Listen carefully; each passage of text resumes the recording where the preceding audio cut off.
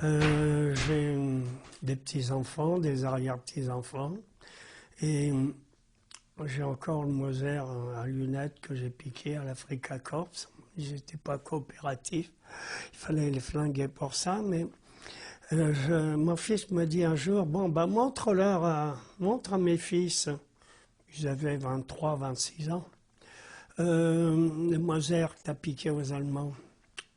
Et je m'en sers encore pour donner le départ du marathon. Parce qu'un coup de pistolet, quand il y a plus de 1000 types avec de la neige, on n'entend rien. Hein, bon. Tandis que ça cogne assez fort. Alors je vais le chercher. Et puis je leur montre. L'un n'a rien dit, l'autre a dit, mais papy, mais qu'est-ce que tu veux faire de ça? Mais t'es faux? Je dis, mais je m'en suis servi pour la chasse. Et puis ça peut servir encore, il y aura toujours une prochaine guerre, tu sais. Ça peut même servir à toi. Ah, moi, s'il y a une guerre, je vais en Argentine. Ah ben voilà. Alors, les jeunes générations, j'en ai un exemple chez moi. Bon, enfin, allons-y. Pour les jeunes générations, dites-moi ce que vous voulez. Essayez de répondre. Ça n'a pas été une surprise. Parce qu'on s'y attendait, c'est arrivé progressivement. Et ma génération, bon, d'abord mon âge, bon, bah, j'avais 14 ans. J'étais collégien à Paris. Et ma génération, elle a vécu dans le souvenir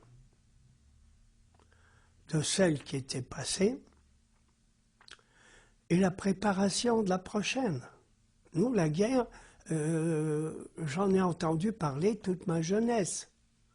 C'était quelque chose qui était habituel aux réunions de famille. Mon père, mes oncles parlaient de la guerre. Je vois encore mon père placer son briquet, parce qu'on fumait beaucoup en ce temps-là, passer son briquet là, les Boches étaient là, nous on était là, la côte 304, je revois la scène. Et on était habitués à ça.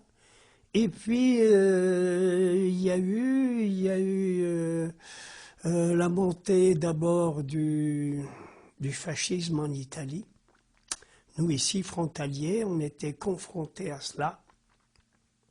Avant-guerre, je me rappelle que mon grand-père maternel amenait ses vaches, comme tous, l'hiver en Piémont. On n'allait pas en Italie, on allait en Piémont à l'époque. L'Italie, bon, c'était le Piémont. D'abord, on avait fait partie du même État pendant longtemps. Et un jour, qu'il y avait une manifestation à Busselaine, hein, et les Mauriennais, il n'y avait pas que des Bessanais, les Mauriennais étaient prêts à reprendre leur train, et le chef de gare, qui les connaissait, leur a dit « Vite, vite, vous montez dans le train, ça va barder ». Parce que tous ceux qui étaient ramassés, ils avaient droit à l'huile d'oricin. Vous savez ce que c'est, l'huile d'oricin? Non, mais ça purge pas mal, vous savez. Bon. Alors c'était d'abord la bastonnade et puis l'huile d'oricin. Alors donc, on a eu cette montée du fascisme qui était près de nous, et puis l'axe Rome-Berlin, avec les vues expansionnistes de l'Allemagne, qui d'abord a envahi l'Autriche, les Sudètes, puis la Tchécoslovaquie, voilà. On a eu ce lâche Munich. Mon père m'a dit, ben, de toute façon, on y va, hein, c'est retardé pour mieux sauter. Et puis, il y a eu au mois d'août 39, où justement la pression a monté. Et le jour de la signature du pacte germano-soviétique, hein, mon père me tape sur l'épaule et me dit « Mon garçon, cette fois, c'est la guerre. On y est. » Et 3-4 jours après, il était mobilisé parce qu'il était fascicule bleu.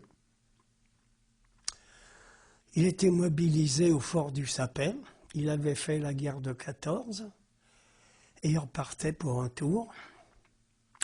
Alors, mon collège a été fermé dans la région parisienne et on m'a envoyé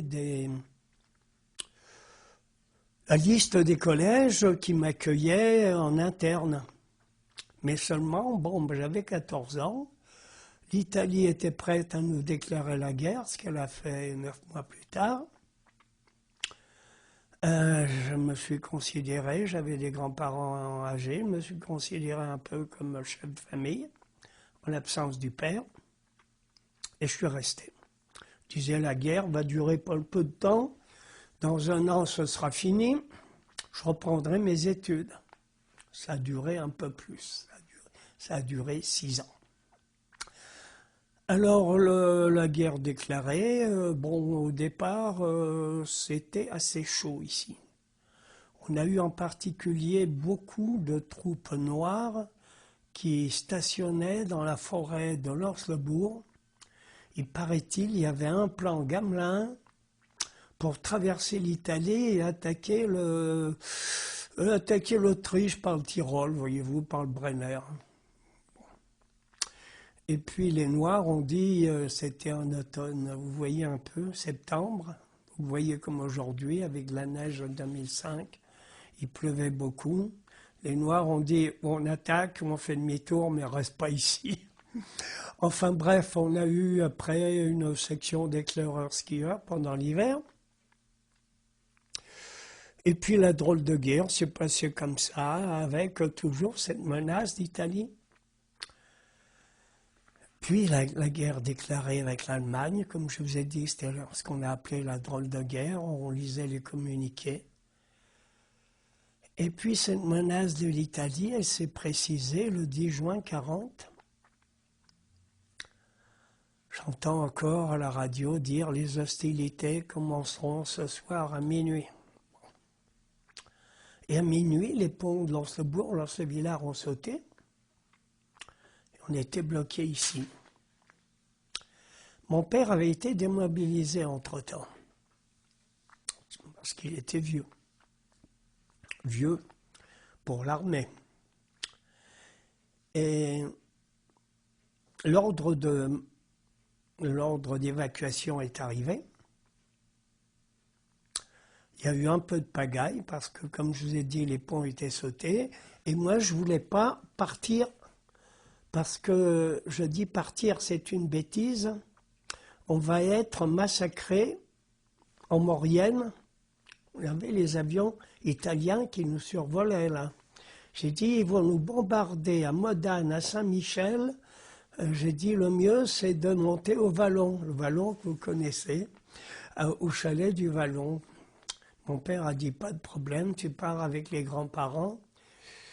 Et puis ma mère, ma sœur cadette. Alors c'est ce qu'on a fait. On est allé avec la charrette jusqu'à Lens-le-Villard. Lens-le-Villard, là, on a pris les valises. On les a chargées sur les mulets, sur le mulet. On n'avait pas l'âne, c'était le mulet.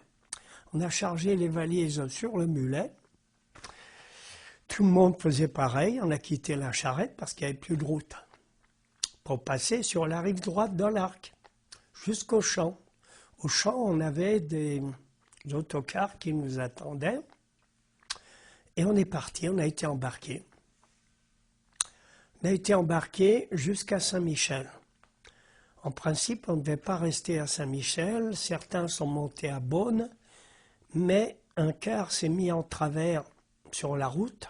Vous savez, la route de Beaune, à l'époque, c'était pas brillant. Je ne sais pas maintenant. Il y a longtemps que je ne suis pas passé, mais c'était pas une route pour les cars de 12 mètres de long. Et nous sommes restés à Saint-Michel, hébergés par l'armée, dont des Bessanais. Et puis le lendemain, on est parti. Le train est passé par Grenoble. On a vu les premiers bombardements à Givors. Et puis on a fini au Puy. Au Puy, on a été dispatchés. Avec ma famille, nous étions à Coubon. Alors à Coubon, Ils n'avaient pas l'habitude des réfugiés. Le départ, bon, bah, on a mangé quelques jours au restaurant. Et puis après, débrouillez-vous. Alors, on nous avait donné à ma famille un local, comment dirais-je, un local annexe. Bon, il n'y avait pas de lit, il n'y avait rien.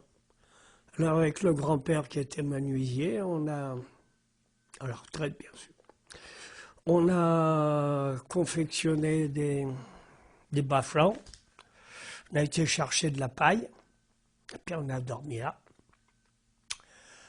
Alors là, j'ai vu l'armée française en déroute. Cette armée qui avait gagné la guerre de 14. Ça a été une déception effroyable pour moi, de voir les types abandonner leurs fusils, abandonner tout.